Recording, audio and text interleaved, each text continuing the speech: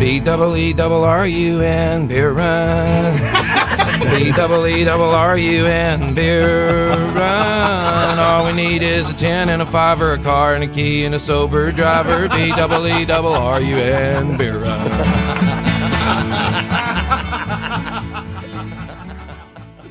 Welcome to the Beer Run, part of the BSnBEER network, the only Saints podcast with a 2-drink minimum and takes as bad as Chris Olave's driving. That's a joke, boy. You missed it. Went right past you. You gotta keep on your toes. Put toes at it. Oh, yeah. I'm the California Cajun. This is Lil Dice. How you doing, Dale? All good, Craig. Man, I did enjoy the mini bye week, being able to watch games without having a Saints loss just hanging over my head and just ruining all the other games for me. So it's still there. We had it the whole weekend. We couldn't even watch LSU without a Saints loss sitting on us.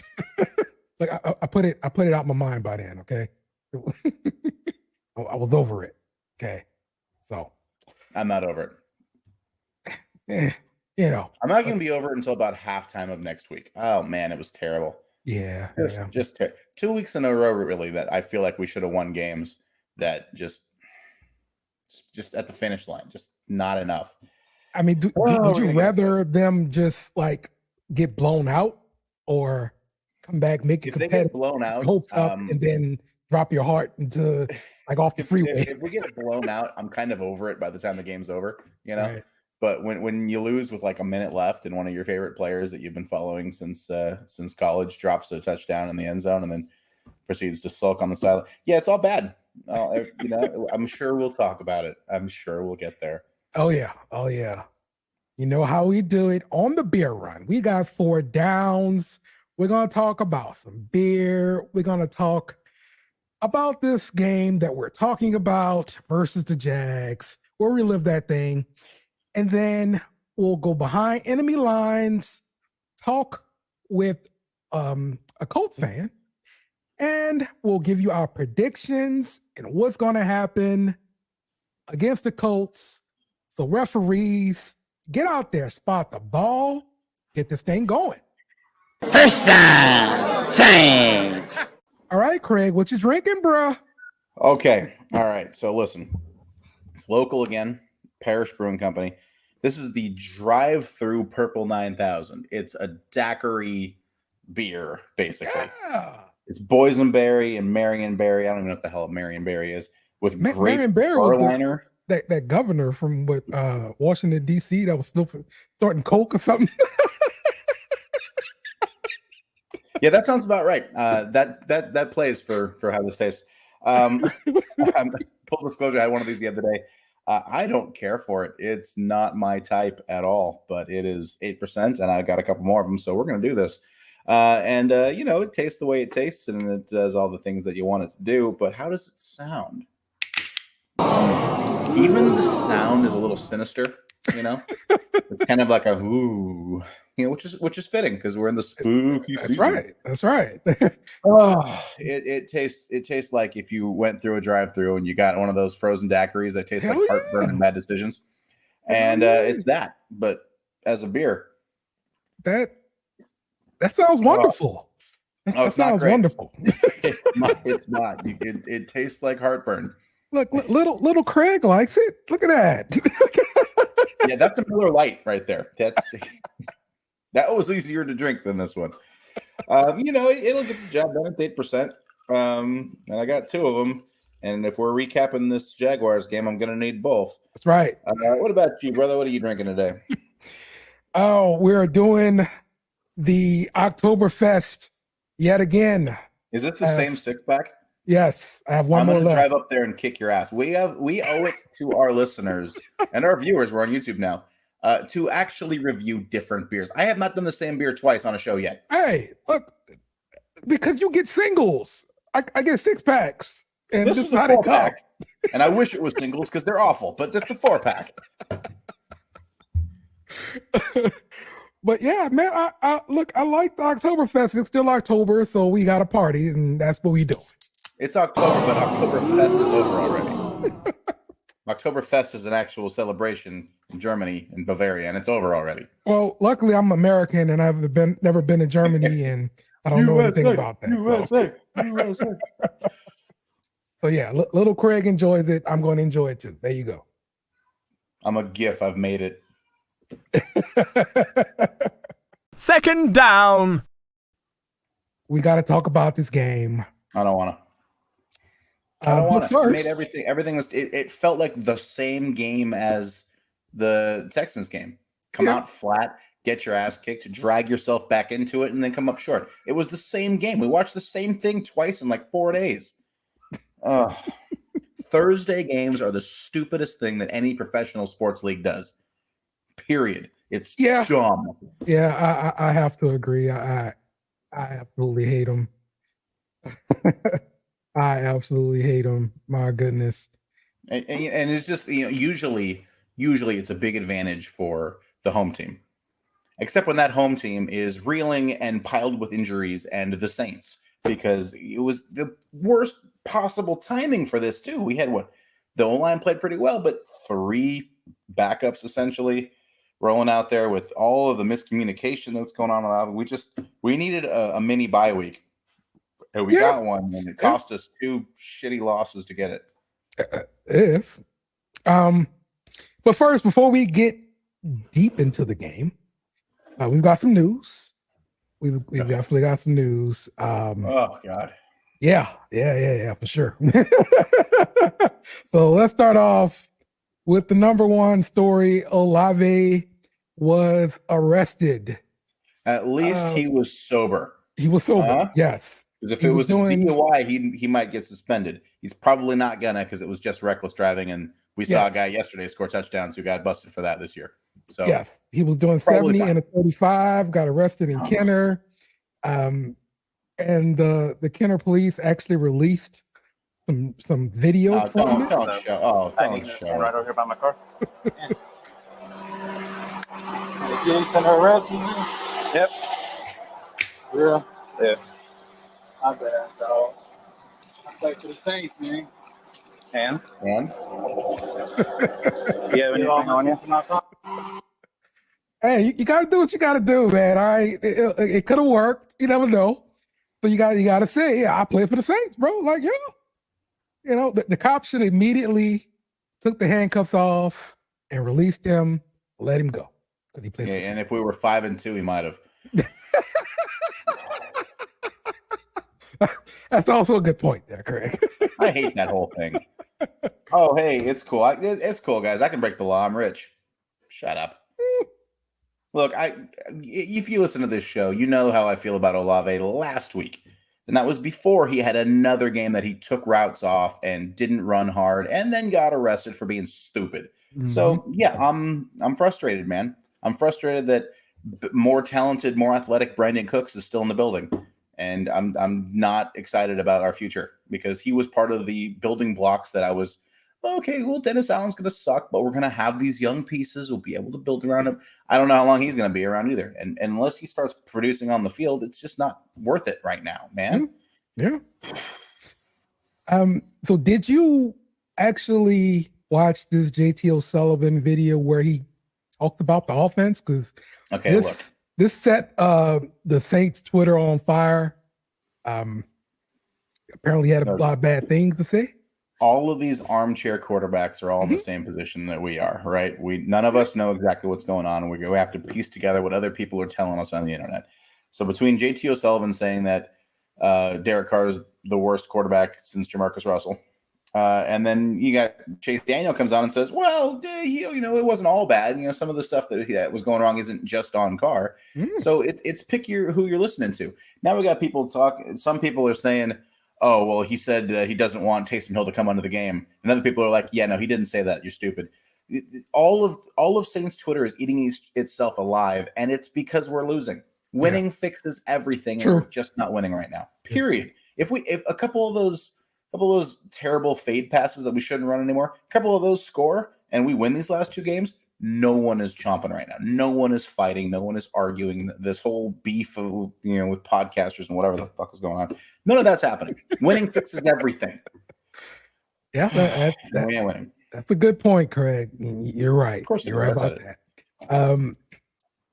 The Saints fall to the Jags 31-24. Fall is a good one because fall implies that it's our fault, and it was. Yeah, we didn't get knocked out by the Texans. We didn't get knocked out by the Jags. We tripped and fell 2 weeks in a row. Our own worst enemy. And you know what? The freaking Green Bay game, same thing. We've lost once this year, and everything else has been us killing ourselves. Oh, it's so frustrating. Yeah. Oh, it is frustrating for sure. Well, what did you think about the play calling? I mean, is Pete Carmichael still enemy number one? For me, he is. Okay. Look, it's not even run, pass, who you're throwing to. Sometimes it's the way you're throwing into them. Like I think the Nick Underhills of the world were talking about the low probability of fade routes and how Carr's not good at throwing fade routes, and people who aren't good at throwing fade routes shouldn't throw fade routes, but we keep throwing them because that's just. Oh, well, Breeze could do it. Yeah, he's Drew Brees, right. Jackass. So we're trying to fit a round peg into a square hole, and it's not working. And when it was the hurry up time and Carr was basically just manning the ship, we scored immediately, twice. It's like there's a disconnect between what our quarterback is good at and what Carmichael wants him to do. And we're not firing them. They had a chance to make some changes. Nothing happened. Gruden's still not in the building. Curry's still not calling plays. Dennis Allen has chosen this life. This is what we have. If they keep failing, he's going down with the ship. Yeah, for sure. He's definitely being given his own rope. Oh, we just need to play better. So. You think?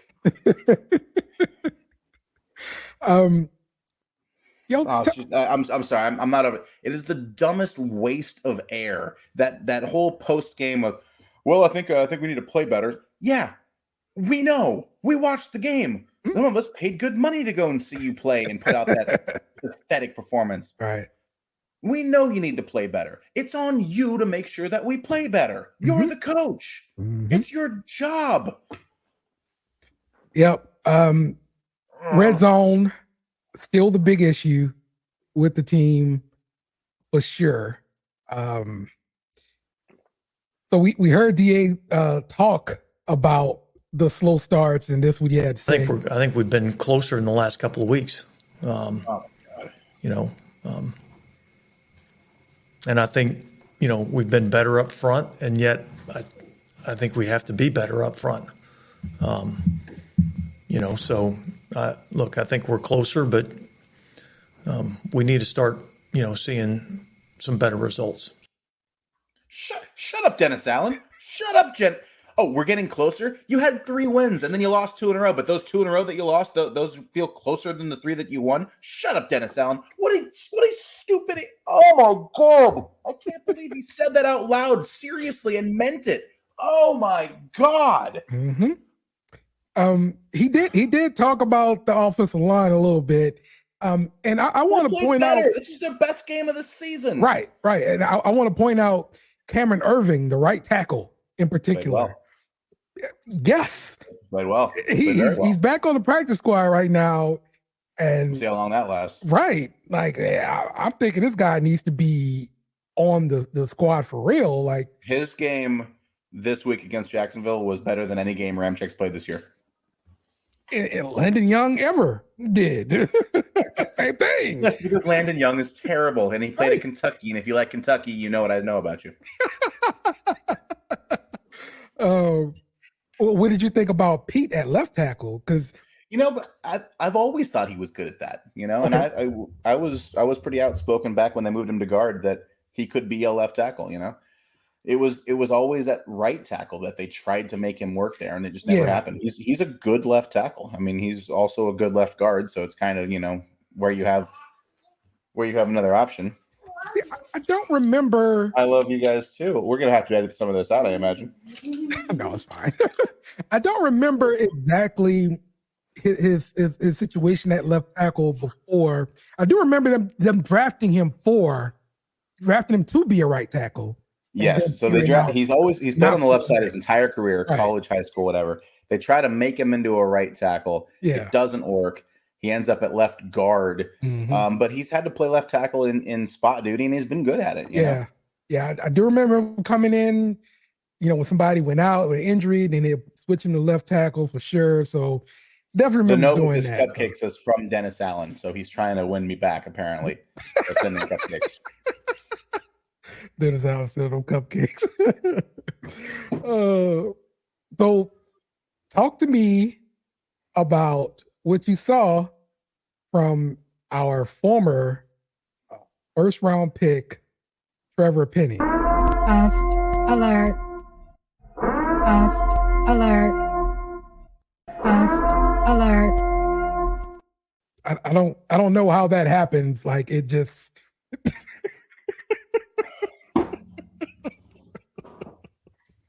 I wouldn't have benched him. Yeah. I hate it. I hate everything going on right now. I don't understand it. I hate what I don't understand. I'm like every mob of villagers in every black and white horror movie. I figure what I don't understand. I have a pitchfork and a torch, and I'm going to go stab the monster because this is ridiculous. Look, man, the offensive line is like the 9th or 10th thing wrong with the offense. Like, it's not the problem anymore. It was a problem for a week. But was it? If they had blocked better, would we have still seen these same problems? It was an excuse, but was it the problem? Right.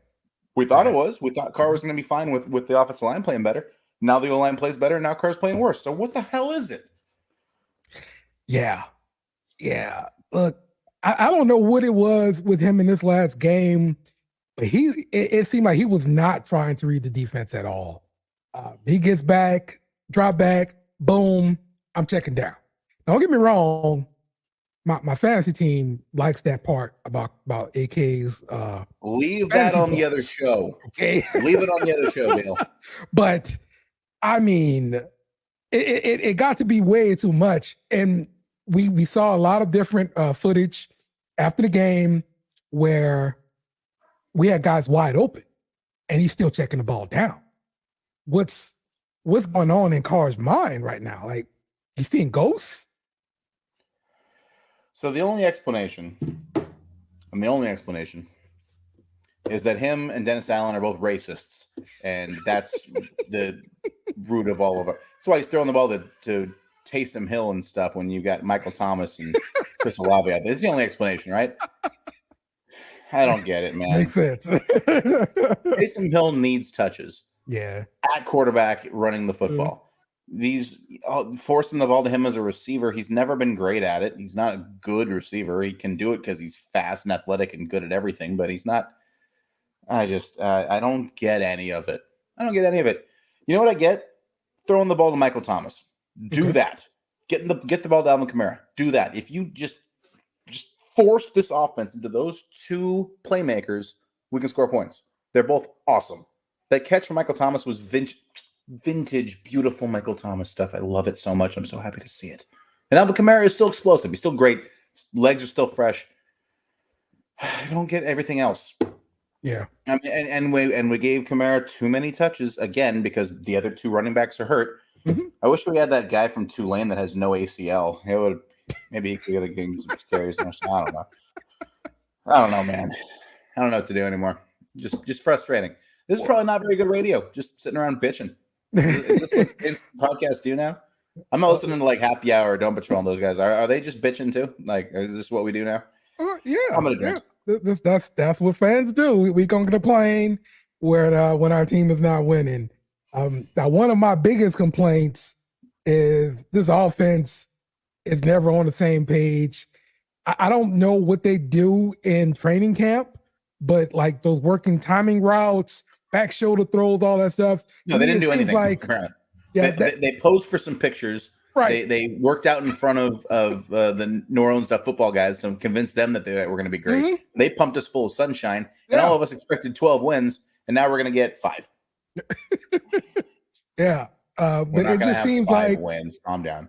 It seems like this offense just needs to get on the same page. And Dennis Allen talked about that. Some of the things that we've talked about is in terms of how we meet, how we prepare,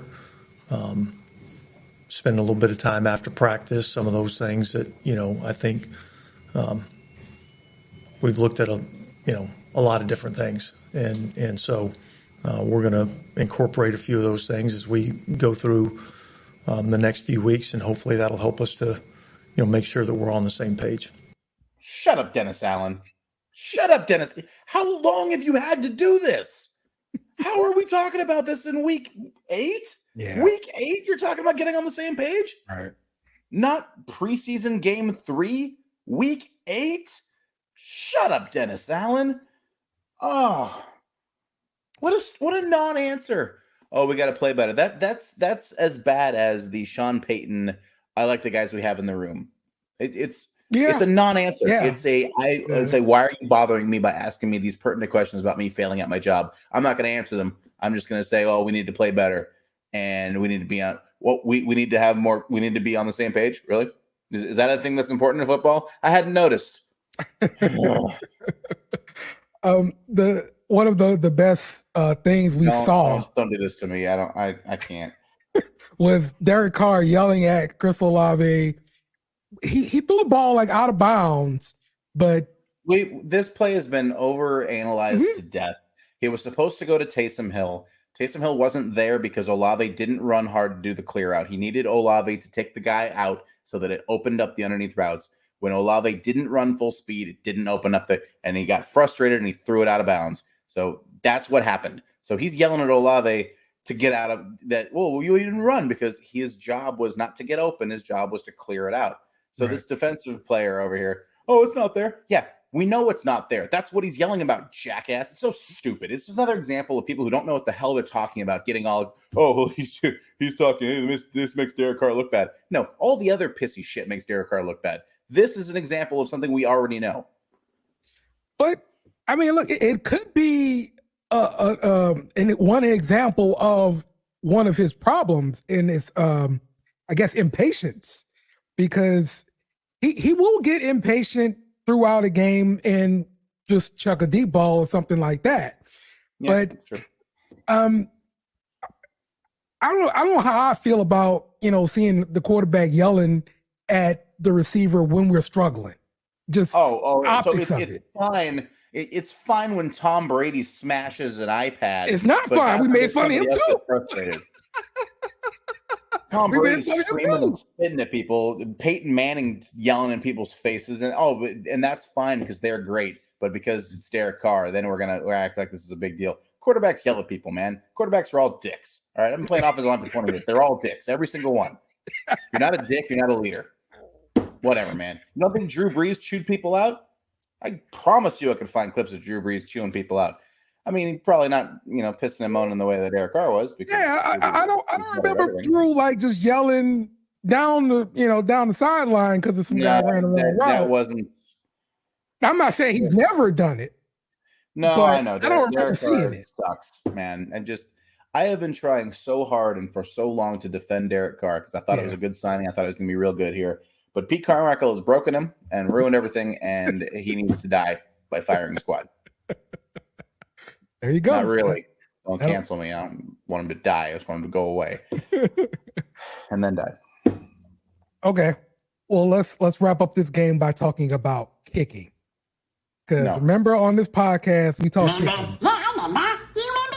I remember. That's right. That's right. Kicking. You got a member berry dropping. You going to tell me until we start recording? This is the worst. Amateur hour over here. There you go. Just surprise right there, Craig. There you go. Look, he's still kicking 80% on the year. He's still doing his job. He's still fine. He still made 3 out of 4 kicks. Leave the kid alone. He's gonna figure it out. But Dennis Allen talked about kicking. He's not only talking about shut up, Dennis Allen. Field goal kicking. He's talking about the punting too. Look, I mean, I think that has to be better. And I know that they're, not in age necessarily, but by experience, they're young players. But we have to make our field goals, and we got to, in the critical moment, we got to be able to get a punt off to, change the field. So I think that's all part of, what we're looking at. Shut up, Dennis Allen. Yeah. Oh, we need to play better. It's just, he said the same thing in all of those clips. Oh, God. Right.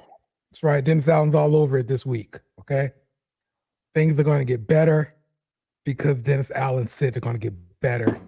And they're working on it. Change nothing, address nothing, just hope it gets better. Cool? Awesome.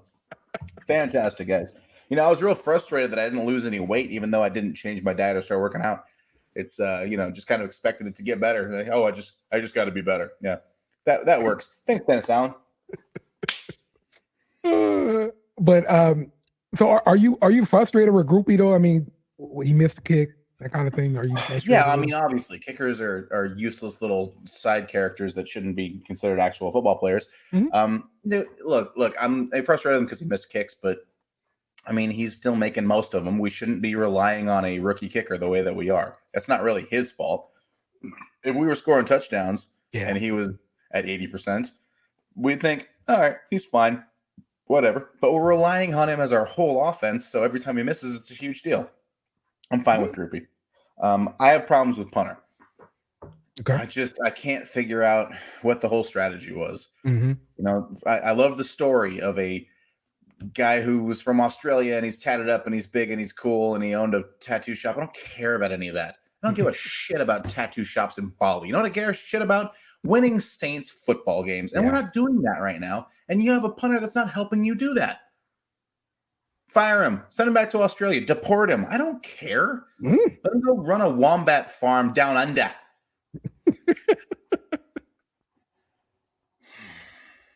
There we go. Any goodwill for the Australian people that Steve Irwin has cultivated in this nation is being ruined by this jackass. I like it. I don't. I'm mad about it. It's terrible. Why do you like it? God, this guy's costing us. Well, I mean, he's not costing us. Our offense, just because people starting to take notice and we're talking about it a little bit. I think we should go and get one of these XFL punters. Dennis Allen's ears. He's gonna make a change because two drunks are arguing about it on a beer run. There you go. Cheers. There you go. Third down for what? The Saints. The Colts. All right, joining us on the beer run for third down, we've got Rondo from 1st and 56th, a Colts podcast. You can find them on social media at 1st and 56th, and on YouTube, you can find them at Sideline Sports. What's up, Rondo? What's going on, guys? Obviously, thanks for bringing me on. Let's talk about this matchup soon. Yeah. Of course, our studio audience, we want you guys to welcome in our Colts fans. Yes. So you guys are looking pretty okay coming off of your last game, but this is BSnBEER Media. So, what will you have anything to drink with us today? I got to work the next day, so I got a little Martinelli's though. Okay. Yeah. All right. Cool. All right. So again, the Colts coming off of a loss, 39-38 at home to the Browns. This was, I think it was a pretty exciting game to watch. I watched a good bit of it on, multiple screens and everything like that. You guys got robbed with that terrible pass interference. We get that. Yeah. Look, I'm just gonna be honest. Look, it was only one person in the world that could have caught that pass. The ref shouldn't have called that pass interference, and it's this guy right here. It's Shaq on a ladder. That's the only way we could have caught that touchdown. Shaq on the ladder. Okay. Do you agree with that call there? I mean, not even just that. Go to the play right before it, the illegal contact. That's the one I care more about because that was the game ender. Yeah. Like you call this very, very, very, very soft illegal contact in which Cooper initiates, while the whole time that's happening, PJ Walker's getting killed in the backfield because the forced fumble is being caused, and we have the ball. But I'm not mad about it or anything. We don't get mad here. We're a very even keel, calm podcast. No one ever rants and cusses on this show. Don't get us started on the refs, okay? Oh, man. All right. So besides those terrible calls there, just kind of looking at the game, it seems the Browns had some success on the ground. You guys gave up about 150 yards total in rushing. So what happened with the rush defense there? I mean, personally, I don't even think it was like we got destroyed, because you got to remember, like, half of that was Jerome Ford on one play. So, you know, you take off that one play, they really didn't kill us on the ground. A lot of that you could look at Grover Stewart getting suspended for 6 games. He's integral to our run defense. He's easily our best run defender. Not having him in the middle, you know, definitely obviously saw it on that big run play. But in terms of defense as a whole, or the run game as a whole, you take off, like I said, you take off the one splash play, we held them in check. So I'm actually not even too worried about it. Okay. All right. I mean, luckily for you guys, we can't run the ball anyway, so it doesn't really matter this week anyway. Perfect week to not have to stop the run. Yeah. I mean, you know, it's rough. It's rough with the New Orleans offense, man. But looking at more of your offense, you guys looking pretty good at wide receiver with Pittman and the rookie Downs. Talk to me about, you know, your wide receiver core. It was definitely, I guess you'd call it a question mark coming in. Myself, my podcast hosts, you know, we were set on Pittman. We know he's a wide receiver one. He's a big guy in this league. He's growing. He's been growing every single year on the team over the course of his career. Now I could guess you could say he's finally kind of getting that notoriety around the league that he is a top tier guy. You know, this past week was the first week in the season where he got less than double-digit targets. You know, but he's been the leader of the locker room. As for Josh Downs, have loved the rookie since day one. I mean, it was viral when he got drafted that he told Bow to his face, "You guys just drafted the best receiver in the league. I'm coming. I'm ready. I'm coming. Let's work." And we you know, we've loved him. He's been a great compliment to Pittman for what we've needed. Alec Pierce has still been kind of the question mark. We're still kind of just like waiting for him to really blow up and do something. But in terms of his skill set, our 1, 2, 3, I absolutely love it. Do you think he's more of like the backup for Pittman if you know he's not in? Pierce, I'm talking about. Well, the thing is, like, so Pierce is the guy to take the tops off the defense. Pittman is forever a stick mover. He's over the middle. Downs is that slot receiver, the T.Y. Hilton type S. Right. Pierce is the big play guy. The problem is that we haven't necessarily had opportunity to create said big plays, which is why he's kind of been, I guess you could say, invisible in our offense. So his time will come. It's just like it just hasn't. His situation hasn't called for it yet. Yeah. Hopefully not this week. Well, Jonathan Taylor is back. So what have you thought about him so far? How's he look?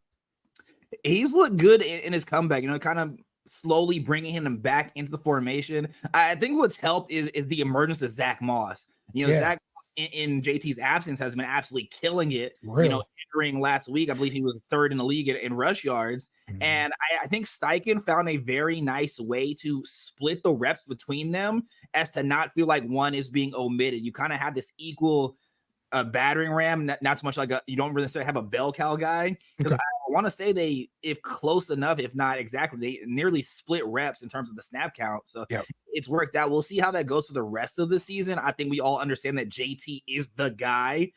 Zach Moss has taken that role and kind of excelled with it.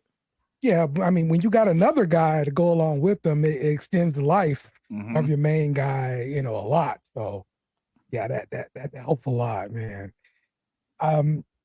Minshew is the quarterback now. Woo! But he's been helping out in the rushing game too. He had 29 yards rushing this last game, and that's including 2 touchdowns rushing. Some of them were design runs, but some of them were just him making plays. So tell me what you thought of Minshew so far. Yeah, I mean, it's like you're watching a game, like you said, the design runs. I mean, I said that at home, I was watching a game, I was just like, that's Richardson play. That is totally Richardson play. But we kind of said it coming into the year when we signed Minshew. He worked with Steichen in Philly. There's an exact reason why we brought him here. And even then, you're talking to him in a press conference and everything. He's been saying all the right things. This is Richardson's team. I'm here to help. It's his team. I'm just the backup. Love that. And again, we all understand that he's like we said on our show, he's a relief pitcher. He's not meant to be the guy. He's here to guide Richardson. And obviously in the case of now, yeah, sure, he has to start, but that's only because of injury. Once Richardson's back, like Minshew says, it's his team. Right. I will say we are more comfortable with Minshew this year than we were with Matt Ryan last year. Yeah. I'm just saying that's what Andy Dalton said last year too. And we all know how that turned out. But, thank God you guys finally got a running quarterback in there because, obviously Richardson is not going to have the same success running the ball as an elite athlete like Gardner Minshew. So that's a really big plus for you guys. When we look at the schedule, the thing that always kills the Saints are running quarterbacks. Yes. We saw the schedule. We're like, all right, Richardson's going to tear us in half. That's going to suck. And then the week after that, we're going to have Justin Fields. That's going to suck twice. Oh, yeah. And now we're going to play either of you guys. We'll lose anyway, but we won't lose because of that. So that's nice. I'm telling you, man. Oh, Minshew. But so tell me about his game from my perspective. I think he holds the ball a lot, and that causes him to take a lot of sacks. He took 4 sacks last game, including a sack fumble like in the end zone that ended up being a touchdown. Do you see the same thing from your perspective? I'm not too worried because no discredit to the Saints, but you guys don't have a Myles Garrett. You know what I mean? Myles Garrett's a top tier. We don't have any pass rusher. We had 0 pressures last week. We don't have any. Right. And then in the case of that game, obviously the strip sack fumble in the end zone, it's against our rookie backup right tackle in Blake Freeland. We'll see if Braden Smith is ready and back for this game. So that alone brings better protection. Yeah. But I'm not too worried in terms of him holding on to the ball too long. Okay. The Steichen offense we've at least seen has been more productive for us in the Frank Reich offense. Him, holding the ball too long is just a product of him as a quarterback. And again, it kind of goes back to the fact that the core of this team is to develop Richardson. So I'm really not too worried about Minshew and his flaws per se, because he does at least put us in positions to win games. Yeah. We did play him Minshew last year, and man, we made his life hell. The only touchdown he threw was to us. So we have a little bit of history with Minshew. Obviously it's a different situation. We suck now. So that's different. Way different. That we sucked last year too. What am I talking about? Whatever. It's nice. It's nice that we're getting Minshew, but that doesn't mean anything. The Browns had going into last week the best scoring defense in the NFL, and y'all hung 30-something on them with a backup quarterback essentially. Right. So exactly, it's weird how you guys blew up, but it's makes sense that you guys went from a development project to an established starter in this league that suddenly has the reins. So I mean, everyone should have seen it coming, except for Dale, because he took everything wrong. Let's talk about your defense. You rank 9th in the league in sacks. And from what I've noticed, the sacks have been pretty evenly distributed along that defensive line. Yeah, a big part of it has been, the 2 guys in the middle with Buckner and Grover Stewart. They garner so much attention that it allows the Kwity Paye's, the Dayo Obangos, Kenny Moore on a corner blitz. It allows other guys to get back there. I mean, even Buckner's getting back there himself, but also, like I said, Buckner, you pencil him in as number 3 defensive tackle in the league. It's Chris Jones, Aaron Donald, Buckner's right there. Yeah. But the attention that they get in the middle just opens it up for our D line, and to where we can finally say that we have a pass. We've been waiting for this. Mm-hmm. Yeah, and Zaire Franklin is going nuts. He's got 80 tackles on the season already. That's crazy, man. So yeah, the run, you're against the run, you guys are ranked 21st. They give up about 118 yards a game. Against the pass, you're ranked 19th. Give up 232 yards a game. So what's your prediction for the game here?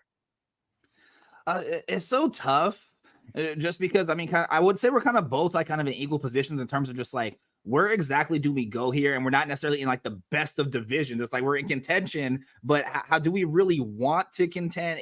It's kind of that weird no man's land situation, and especially in our case with our not having our franchise quarterback, obviously playing. It's so weird. So I mean, it's I want to say, we're gonna go out there and win just purely because of how we lost last week. Okay. I think that energy is just going to carry throughout our entire locker room. We're going to come out mad. We're going to come out angry. And unfortunately, it's going to get taken out on the Saints. So I want to see the Colts take the win. But like I said, with a backup quarterback, missing Grover Stewart, and our cornerback room, our secondary is still question marks. We lost Juju Brents in that last game, who's been tremendous at CB1. Right as of right now, I don't know who we're going to throw out there in terms of our starting corners. So it remains to be seen, really. Okay. Again, our offense is terrible. It doesn't matter. We can suit up at corner for the Colts. They'll still throw us a pick. It's fine. Yeah, it's not very optimistic over here. That's the way things have been right now. So no, we're optimistic. We're optimistic it'll get bad enough to fire people. So that's cool. Okay, got a score prediction at all? Honestly, right now on a Tuesday, I don't like. I personally, I like to wait to see like injury report, practice report. I like to see who's going to kind of be on the field. So I got nothing right now. Okay, all right. Yeah, we're going to put you down for Colts by 100. Okay. That's indeed. Okay, well, we definitely appreciate you joining us, Rondo. Tell the people again. Tell the people again how they can find you guys and check out your podcast. Yeah, absolutely. Obviously, you can follow us on Twitter at First and 56. Anywhere and ever you listen to a podcast, so iTunes Podcast, Buzzsprout, Stitcher, Spotify, you can catch us on there, and as well on YouTube, Sideline Sports. You can catch our show. You can catch a lot of other shows that are under the Sideline Sports umbrella. So not just us, not just even football. Definitely, like I said, Sideline Sports. It's all sports. Got it. All right, man. Appreciate you. Everybody go check them out over there on YouTube and on Twitter. Appreciate you joining. All right. Appreciate you guys. Cheers. They're going to go for it here on 4th down. Okay, listen. Ignore everything that jackass just said. I hate him. It's all nonsense. Everything he said was stupid. Everything he said was wrong. He has no idea what he was talking about. He may have never seen a football game before in his life. I say this every week, but I mean it this time. Definitely mean it this time. Okay. Saints play 100. Screw that guy. The Saints play against the Colts.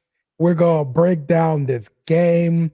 Look, the first thing we should talk about is the Saints' history versus Minshew. Now, we got a pretty interesting tweet from Jeff Norick over at WWL.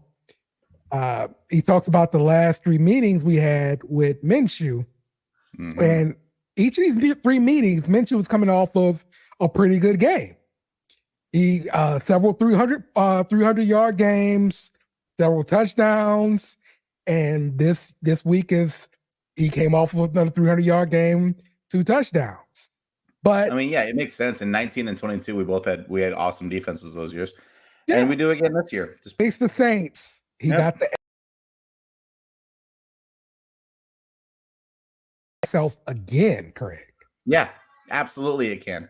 Absolutely it can. First off, the Saints defense plays better on the road. Don't ask me why. I have no idea. I hate it and it's stupid. But the Saints defense plays better on the road. Minshew is not good enough to overcome what we do. If we stop the run, it's over for them offensively. The only question is if we can score enough to make it matter. They're going to probably get 20.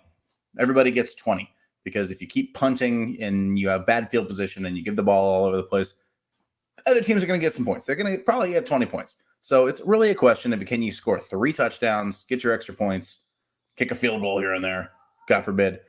I mean, their offense does not frighten me in any way. Yeah.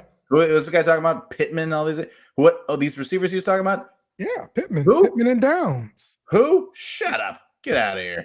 I don't care about them. I got Marshawn Lattimore and Taylor and Adebo. I don't care about what your wide receivers. Yeah, I mean, look, that's one of my keys to the game.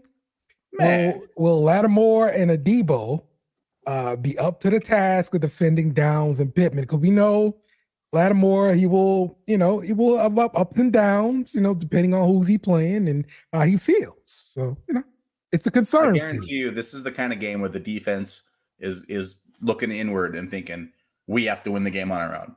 So Good. I would not be surprised if they come out and wreck shop.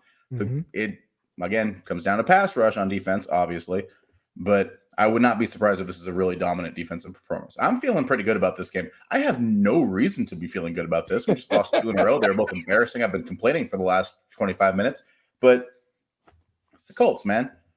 They don't have Peyton Manning. Peyton Manning's not coming through that door. Marvin Harrison's not going to get open deep on us. Reggie Wayne ain't here. Is Adrian James in the building? No. You guys suck, man. And they got Anthony Richardson as their future, and he's a running back trying to play quarterback who he got hurt, really? Because quarterbacks who run that often get hurt. I'm shocked. He sucked at Florida. He's going to suck in the NFL, and the Colts are going to suck this Sunday. There we go. But listen, can the Saints run the ball against the Colts? Because they struggled last week against Cleveland. Gave up 150 yards rushing. Can we produce those kind of yards? I mean, probably not. Our offense sucks. Probably not. But I think with their injuries in the secondary, this is a get right game for your passing game. If it's going to get right, it's this week. Okay. Period. So either Carr throws for 250 plus and a couple of scores, or he won't this year. This is their opportunity to do it. Okay. So, hey, hopefully we'll see Carr go through his progressions. Hopefully him and the receivers will be on the same page. Hilarious. Dale, you have the script in front of you. I'm the funny one, all right? So leave the jokes to me, all right? That shit just... It's pure comedy coming out your mouth right now. Now, on defense, Minshew, he is a runner. He can create with his feet. So can we keep him in the pocket on defense? I mean, probably. We're not going to have any pressure on him. So we haven't had a pressure since third quarter against Houston. Look, man, it's not complicated. We've seen the matchup against Minshew before. Saints are completely capable of shutting that offense down. Period. I'm not worried. And we played the Titans already this year. We can handle a team that relies on the run. So if they're going to rely on the run, we've beaten that. If they're going to rely on Minshew, we've beaten that. So look. So zero concerns our buddy about that was just on there for third down can say all he wants. I feel confident about their offense not doing shit. Okay. No concerns about Taylor or Moss at running back. No, get out of here. There we None. go. Overconfidence. I have been drinking since 10 a.m. We are doing this. I am confident. We're going to smash them. Also, I'm going to be in New Orleans watching that at a bar on Bourbon. So if you're in the French Quarter and you want to beer with me, hit me up. There we go. All right, Craig. What's your final prediction? Give me the score. Saints offense breaks out, and Gardner Minshew does what he does against the Saints defense. The Saints win 31-17. Solid, dominant, wire to wire. It's never in question. And I'm going to have a good time in New Orleans. Let's go. Who dat, baby? Craig has called 31 points from the Saints. Good Lord. Right. All right. 31. Look, I love your confidence there, Craig. Okay. You should. I'm awesome. My score prediction. Indianapolis 24, Saints 19. Woo, get out of here. I hate that. That's my prediction there. Yeah, just because yours is more accurate than mine doesn't mean that it's more fun. Mine is more fun. Yeah. Okay. Yeah. Everybody bet on Craig's prediction. I love that you won.